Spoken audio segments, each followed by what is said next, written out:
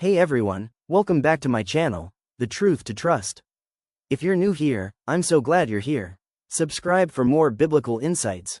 Welcome back to our channel, where we explore the big questions of life with faith and reason. Today, we're diving into a profound topic, proving that God created man. There is no evidence of God creating man with soil, no video, no one to testify, and that's what gives people doubt. But through believers and God's followers, we hold fast to the truth that God created man. According to the Bible, Adam was the first human being, followed by Eve, forming a family to procreate and populate the earth. We don't see it happening. We weren't there, but we believe because we trust God, His Word, the Bible, and His will. In this video, I'll bring you facts that are humanly understandable and logically acceptable, explaining biblical truths from a Christian perspective. That's where we'll start. The Bible tells us that God created man, Adam, the first man, and went on to create Eve, woman, from his rib. From there, they began procreating.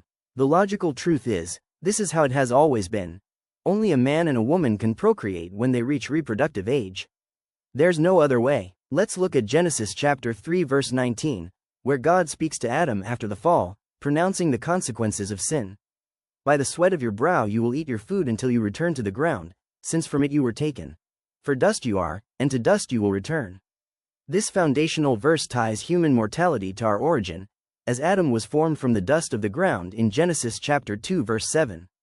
And isn't that the way it's been? People die and are buried, some 6 feet under, some 4 feet, it differs across the globe. I know you might be wondering, why am I referring to the Bible? Is the Bible really worth believing? Yes, it is, and we'll dive deeper into that in our next video. Stay tuned. Now, let's address the scientific narrative of biological evolution, which claims man has evolved over millions of years. According to science, human evolution spans roughly 7 million years, tracing back to our divergence from a common ancestor with chimpanzees.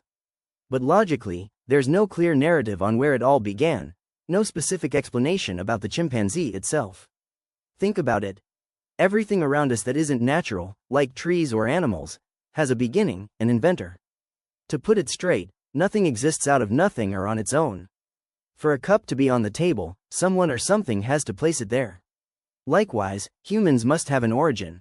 Science lists stages of human evolution: Sahelanthropus chidensis, Australopithecus afarensis, Homo habilis, Homo erectus, Homo neanderthalensis, and Homo sapiens.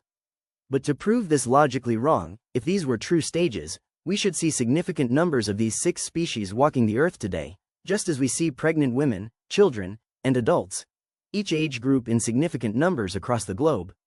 Yet, we don't witness new species forming today. One kind turning into another has never been seen. Here's a logical fact. Life's complexity, think of DNA as coded information, requires a designer, not random mutations. Evolution cannot explain abiogenesis, the idea of life emerging from non-life. Let's turn to philosophy. In the 13th century, Thomas Aquinas provided 5 proofs for God's existence, including the argument from motion.